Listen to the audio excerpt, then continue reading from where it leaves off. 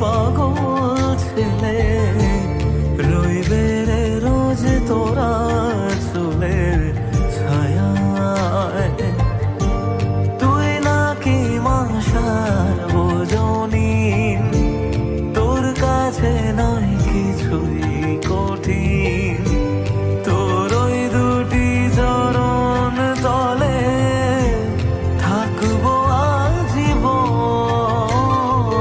শ্যামা মা তোর চরণ ধরে থাকতে দিস রে জনম ভরে আমার।